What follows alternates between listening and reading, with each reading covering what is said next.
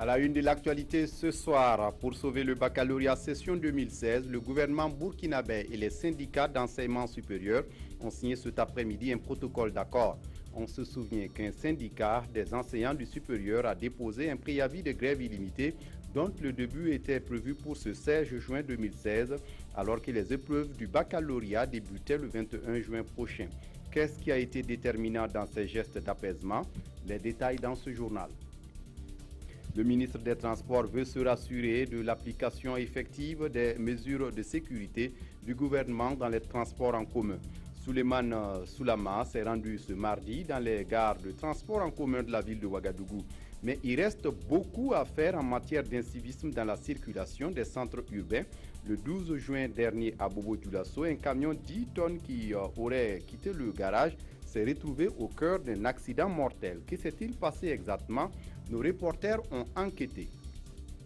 Et puis les nouvelles de la campagne agricole d'une région à l'autre. Les réalités contrastent, mais la saison s'est bien installée partout au Burkina. Ce qui n'est pas pour déplaire aux producteurs, surtout ceux de la province du Houé. Ils sont au stade de labour et de semis et espèrent une bonne pluviométrie bien répartie. Les spécialistes disent qu'il n'y a pas d'inquiétude à se faire à ce stade de la campagne. Mesdames, Messieurs, bonsoir et ravi de vous retrouver. Mais d'abord, pour commencer, à peine arrivé à Bruxelles, en Belgique, le président du Faso a rencontré les Burkinabés d'Europe avec qui il a échangé des nouvelles du pays. La situation nationale et les préoccupations des Burkinabés ont surtout dominé les échanges. Les compatriotes vivant en Europe ont voulu en savoir davantage sur l'affaire Yacouba Isaac Zida. Ils se demandent si ce n'est pas un acharnement contre l'ancien Premier ministre. Non, dira le président du Faso qui estime que toutes les dispositions sont prises pour que la lumière soit faite sur cette affaire. Le président du Faso qui demande également aux Burkinabés d'Europe d'être des modèles dans leur pays d'établissement. Compte rendu avec Frédéric Etienne Bassenga. À ces échanges entre le président du Faso et la diaspora à Bruxelles, les communautés du Luxembourg, du Danemark, de l'Angleterre, de la Hollande étaient présentes, en plus de celles de la Belgique. Face aux Burkinabés en soif d'informations sur la situation nationale, Rochma Christian Kabori prend le temps d'expliquer ses projets pour le Burkina et les défis à relever dans les médias. La justice, la sécurité, la santé, l'emploi, mais aussi les questions de réconciliation nationale et de constitution en vue, le président du Faso va dans les détails avant d'écouter les préoccupations des uns et des autres. Et comme il fallait s'y attendre, le cas Zida, l'indépendance de la justice et les responsables du CDP débarqués de l'avion, pour ne citer que cela, sont revenus sur la table. Sur tous ces sujets, le président du Faso s'est voulu clair. Il n'y a vraiment pas un acharnement sur une opposition quelconque. Et je pense que certainement, au niveau police et de la gendarmerie, peut-être il y avait des informations qu'ils ont dû utiliser pour les faire descendre, mais en particulier, ni Achille Tapsoba qui était dans l'avion, ni mon oncle Zambende Théodore, je pense pas qu'il y ait un problème particulier et sur lesquels nous sommes tenus de les angoisser ou de les traumatiser tous les jours. Parce qu'il y a plus dur qu'on doit traumatiser qu'il va là à Ouagadougou. Donc c'est vraiment pas. Je trouve qu'il y a dû avoir peut-être à ce niveau, je pense, peut-être une erreur d'information, beaucoup plus que vraiment la volonté de vouloir terroriser des gens parce qu'ils ne sont pas avec nous. Non. À la fin de la rencontre, ce sont des Burkinabés satisfaits d'avoir échangé avec le premier responsable de leur pays. J'étais très satisfaite parce qu'il était très franc, on a senti une sincérité et il est très pragmatique. Le président du Faso a demandé à la diaspora de travailler pour que la culture démocratique soit ancrée au Burkina. Il leur a également demandé de tout mettre en œuvre pour toujours rester unis. Au Premier ministère, Paul Kaba Thieba reçoit le nouvel ambassadeur de la Belgique au Burkina Faso. Avec le diplomate belge, il a été question de programmes de coopération entre le Burkina Faso et la Belgique. À sa sortie d'audience, le diplomate a fait le point de son audience à Nyarkiteda. Le nouvel ambassadeur du Royaume de Belgique au Burkina Faso vient se présenter au Premier ministre Paul Kaba Thieba. C'est aussi l'occasion pour le diplomate belge d'évoquer avec le chef du gouvernement burkinabé la relance des programmes de coopération entre son pays et le pays des hommes intègres. On a décidé sur un programme de redémarrage et aussi on a décidé sur la préparation d'un grand programme de coopération qui est en train de qui est en préparation. Et c'est là-dessus que j'ai fait un peu l'état avec le Premier ministre. Donc on est bientôt prêt à commencer à la mise en œuvre de 2 interventions.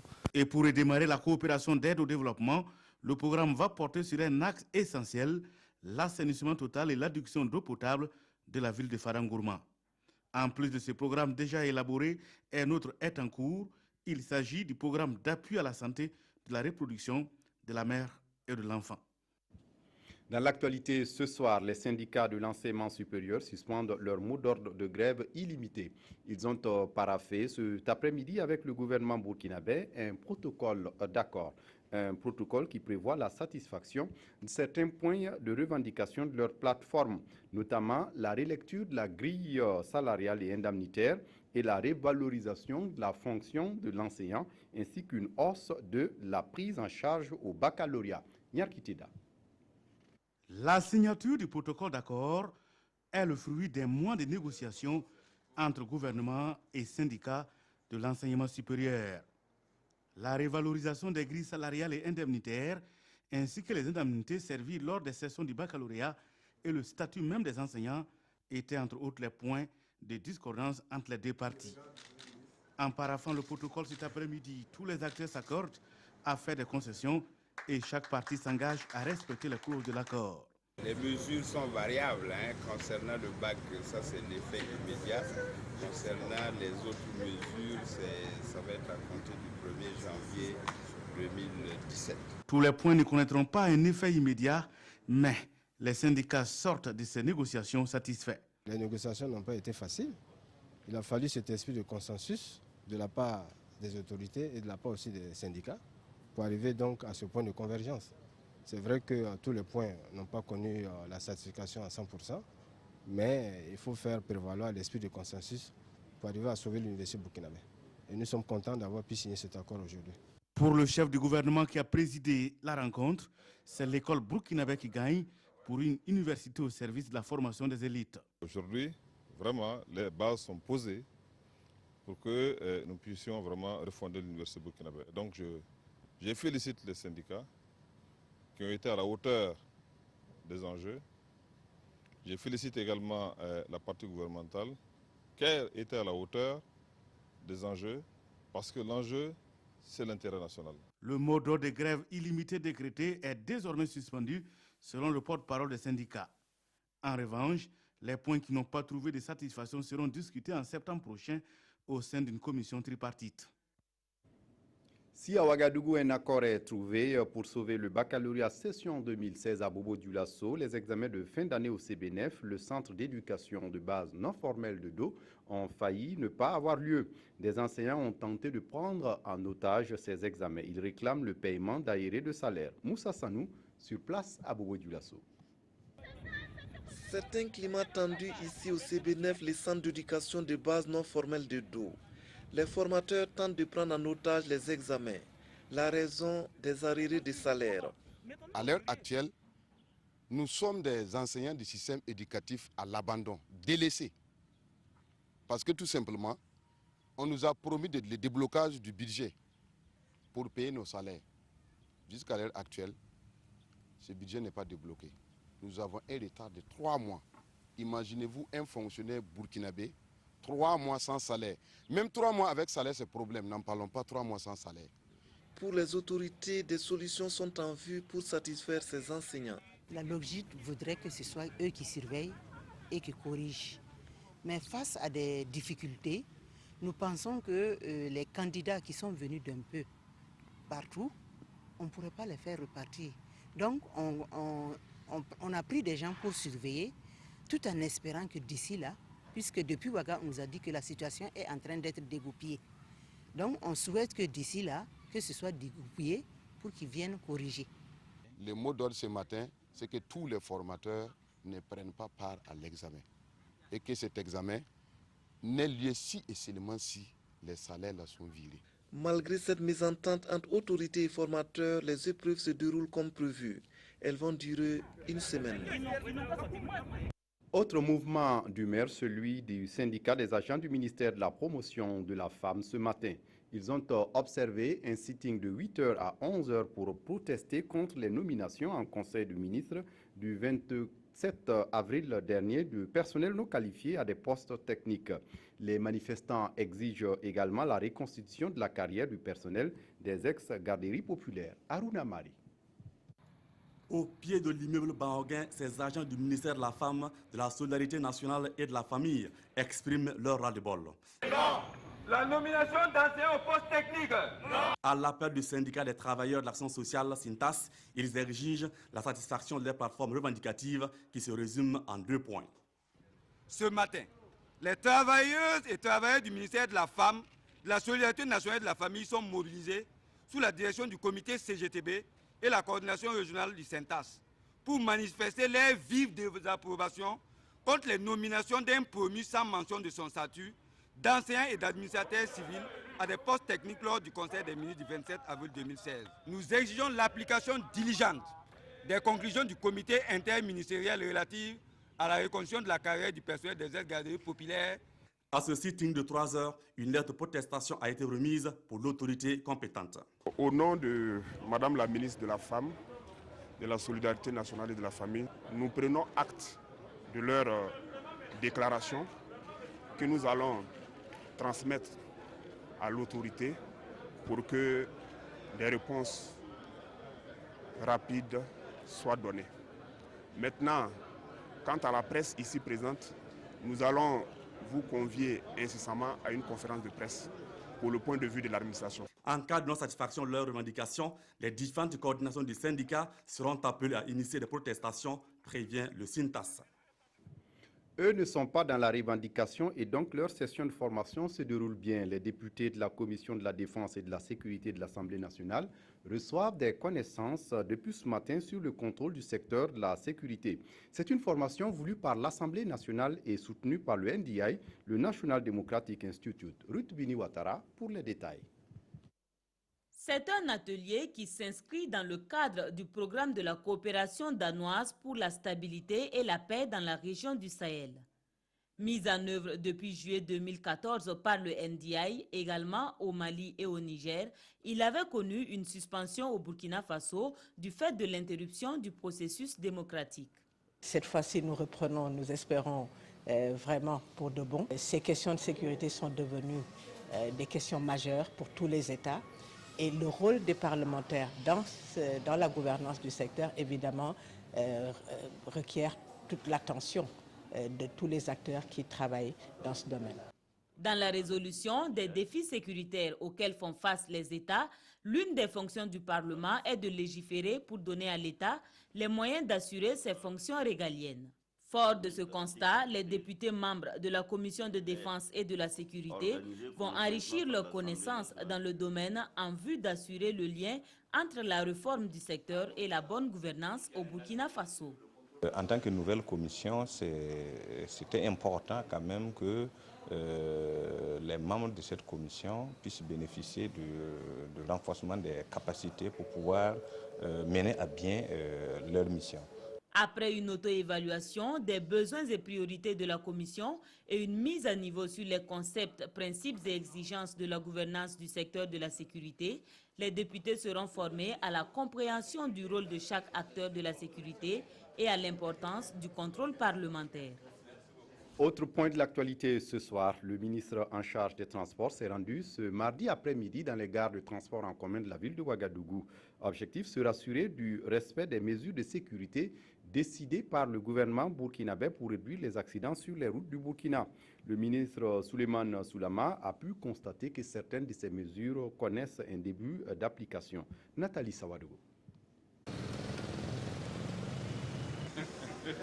Le ministre des Transports, de la Mobilité urbaine et de la Sécurité routière visite la compagnie de transport Raïmou. Souleymane Soulama et son équipe sont venus s'assurer que les recommandations faites par le gouvernement aux responsables des transports suite aux différents accidents sont respectées. Nous avons la gendarmerie à l'intérieur des bus. Pour ce qui concerne aussi à l'intérieur de la gare, vous avez remarqué que nous avions des caméras. Nous avons au moins 16 caméras qui filment sur des délais sur de très longs délais. Nous avons des détecteurs de métaux et nous avons mis des agents de sécurité à l'intérieur de la gare. Ce qui est du plombage des véhicules, tout n'est pas encore en ordre. On est en train de plomber et les cars seront tous à 90 km à l'heure. De Raimo à Raketa en passant par TCV, Staff et TSR, le ministre Soulama et son équipe ont pu apprécier les efforts consentis par les différents responsables dans la mise en œuvre des décisions du gouvernement. Nous avons donné 6 mois pour que toutes les compagnies puissent plomber les cars, en tout cas limiter, mettre des systèmes de limitation des cars. Et nous sommes heureux de savoir qu'il y en a qui ont déjà pris ces mesures. Il y en a qui ont commandé les dispositifs, ce n'est pas encore arrivé. Et il y en a aussi qui, carrément, ils ont des systèmes d'alarme. C'est-à-dire que si les chauffeurs dépassent un certain nombre de kilométrages, dépassent 90, lorsqu'ils appuient, il y a un signal sonore qui retentit et les passagers, ça gêne même les passagers. Il y a aussi certains qui ont donné même des numéros verts pour que si les chauffeurs font de la vitesse, ils puissent appeler. Ensuite, nous avons vérifié qu'effectivement, les mesures de baisse des prix des tickets sont effectives. Il y en a qui ont des systèmes de détecteurs de métaux qui passent sur les bagages. Il y en a qui fouillent les bagages. Effectivement, nous voyons des agents de sécurité devant chaque gare, devant chaque compagnie. Donc, nous pouvons dire que nous sommes satisfaits. En rappel, le délai accordé aux compagnies de transport de se conformer aux nouvelles réglementations est de 6 mois à compter du mois de mai. Pour le ministre, un dispositif a été mis en place au niveau du CCVA afin de détecter les cars non plombés. La sécurité sur les routes du Burkina passe aussi par le respect du code de la route, surtout dans les centres urbains comme Bobo-Dioulasso. Dans la ville, le non-respect des feux tricolores, des panneaux de signalisation, semble devenir une habitude pour beaucoup de citoyens. Et on ne peut donc s'étonner du nombre croissant des accidents dans la ville. Le point est avec Ali Traoré. L'incivisme dans la circulation gagne du terrain de jour en jour ici à Bobo-Dioulasso. Le non-respect des panneaux de signalisation et l'intolérance sur la voie sont légion. Il faut beaucoup de sensibilisation, surtout très mal. Souvent, tu peux être sur le droit, des gens qui circulent très mal venir te coigner. Vraiment, il faudrait qu'on trouve solution pour voir ces cas-là. Sinon, comme ça, là, il y aura toujours des victimes. Il n'y a même pas un jour qu'il n'y aura pas d'accident ici. C'est dire que les accidents de la circulation font partie désormais du quotidien des Bobolais. En plus du non-respect des panneaux de signalisation, d'autres aspects contribuent à accroître le taux de ces accidents. Les accidents, c'est vu à l'état de la route d'abord. Après, les autorités même là, ça veut dire que moi, je m'en prends aux responsables. Parce que quand tu vois la sécurité, c'est pas ça. S'il faut sortir pour arrêter les engins, pour prendre l'argent, et l'état de la route n'est pas bon. Et comment on appelle, les gros camions et autres, là, quand ils partent pour faire la visite technique, là, ils ne font pas la visite technique. Ils garent à côté, ils donnent l'argent, on reçoit le papier comme s'il avait la visite. Ici, désolé, mais c'est déplorable, quoi. Pour cet habitant et pour d'autres, d'ailleurs, cette situation doit amener les autorités à mieux s'impliquer sur le terrain. Les gens ne respectent pas les choses. Moi, je veux que s'ils prennent les gens, ils n'ont qu'à doubler la consommation, là. Même si c'est 25 000, là, si on te prend une fois, là, tu vas plus ouvrir le feu. Un exemple patent de cet incivisme sur la route, cet accident de la circulation qui a causé un mort dans la ville de Bobo-Dioulasso le 12 juin dernier. Selon les témoins, le camion 10 tonnes à l'origine de l'accident aurait quitté le garage quelques minutes seulement avant l'accident. Des questions donc se posent. Si ces faits sont avérés, le garagiste s'est-il bien occupé du véhicule? Dans quelles conditions techniques se trouvait le camion au moment de l'accident? Les réponses avec Ahadi Sandamba. De mémoire d'homme, un accident de circulation urbaine à Bobo-Dioulasso n'a causé autant de panique et de dégâts au regard du nombre d'engins impliqués dans ce drame. 5 véhicules, un tricycle et 12 motocycles. Il s'agit là de l'accident du dimanche 12 juin 2016. L'on se rappelle encore, un camion 10 tonnes avait presque tout ravagé sur son passage sur une distance d'environ 2 km. Un camion qui venait de quitter le garage. Et c'est ici, au secteur 21 de Bobo-Dioulasso, dans ce garage, que le camion a séjourné. Approchés, les garagistes reconnaissent s'être occupés de ce véhicule, mais pas de l'aspect mécanique. Ici, l'on ne fait que de la tôlerie, en témoignent ces images. Le garagiste dit avoir refait seulement la tôlerie et la peinture du camion en question. Et après le garage, le véhicule a même effectué un voyage sur Orodara. À Orodara donc, il a chargé des mangues pour Puitenga.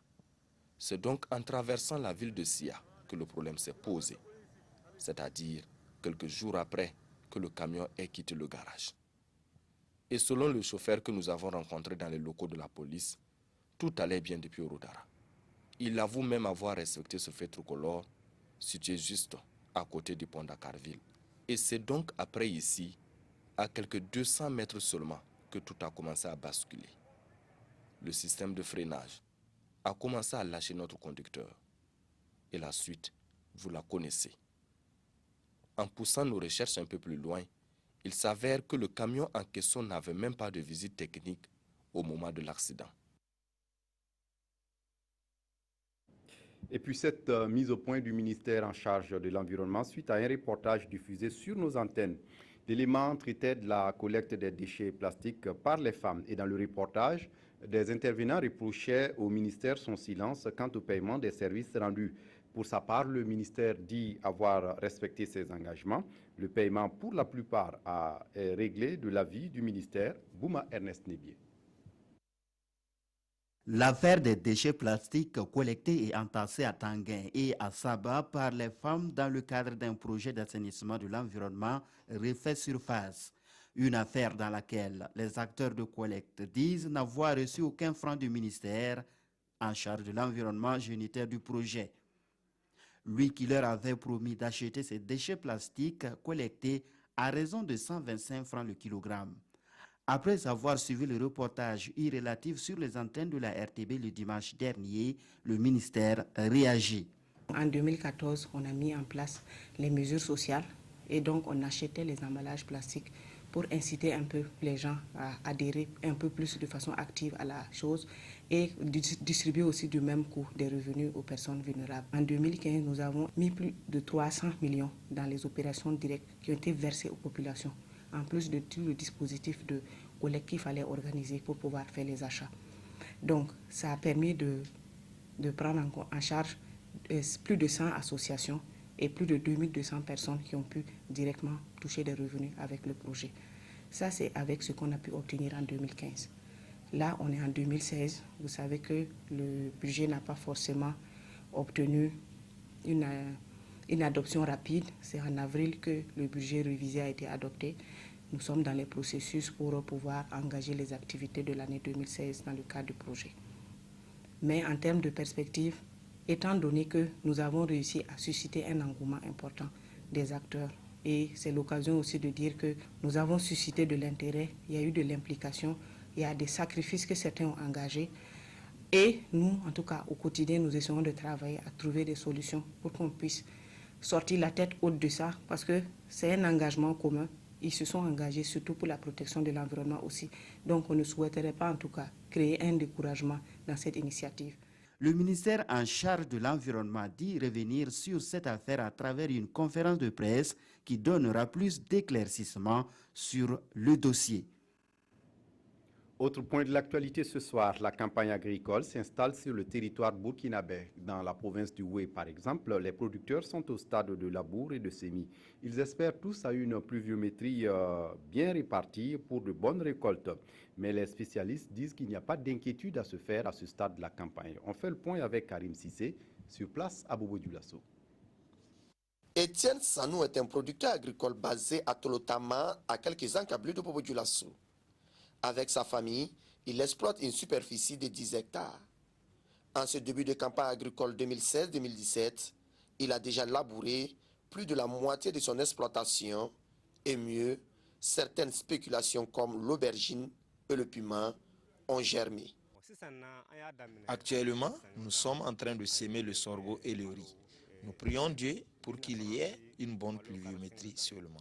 À Satiri, tout comme à Kadomba, les producteurs sont de plein pied dans les travaux champêtres. Pendant que certains s'attellent à défricher leurs champs, d'autres sont au labour ou au semis. Pour Moussa Traoré, la présente campagne agricole accuse un léger retard comparativement à la précédente. L'année passée, à l'heure ainsi, nous étions à un stade un peu avancé. Certains même étaient à l'étape du sarclage. De l'avis du directeur provincial en charge de l'agriculture de Oué, il n'y a pas de souci à se faire. La campagne actuelle se déroule bien. À notre avis, du point de vue pluviométrie, on est quand même en bonne position. Voilà. Par rapport à l'année passée. Voilà. Mais les opérations, c'est à peu près la même chose. On est pratiquement au même stade, environ 25%. Voilà. Donc on peut dire qu'il n'y a pas d'inquiétude, surtout qu'au regard des prévisions, les organismes qui nous accompagnent, les prévisions sont à la normalité. Cette année encore, l'État et ses partenaires ont mis à la disposition des producteurs de la sémence de variétés améliorées et d'engrais minéraux.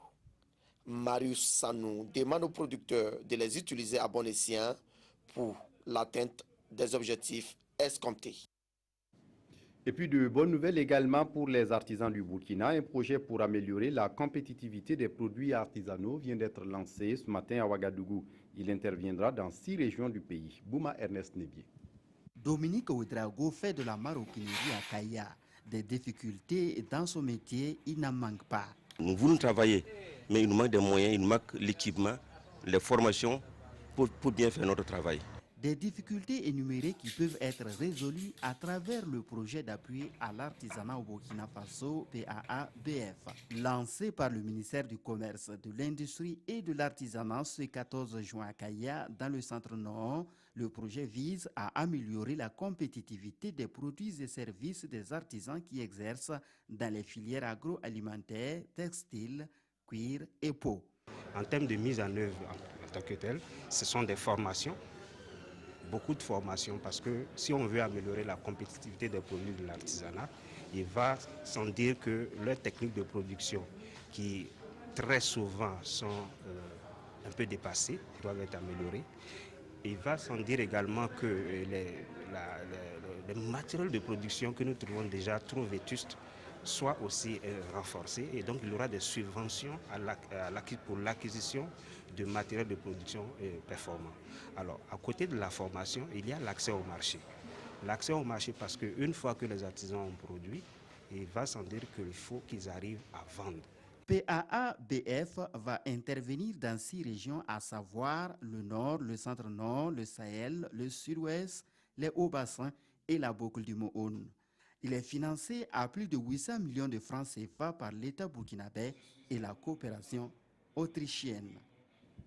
Au ministère de l'Économie et des Finances, des cadres se forment sur des questions de population. Il s'agit de les outiller sur des thématiques liées à la question de population pour mieux contribuer dans la planification du développement. Abdul Rasmane Zongo. Question tarot de l'esprit de ses participants. Comment mieux intégrer les questions de population dans les politiques sectorielles et à quelle fin? Tous les indicateurs du développement ont pour base ou comme pour dénominateur la population. Donc, on pense qu'on ne peut pas faire une planification sans prendre intrinsèquement en compte ces variables démographiques, les perspectives démographiques, c'est-à-dire la répartition, la taille de la population, sa répartition par sexe et par milieu de résidence sont des éléments incontournables pour faire une planification et qui est basée sur le développement humain durable.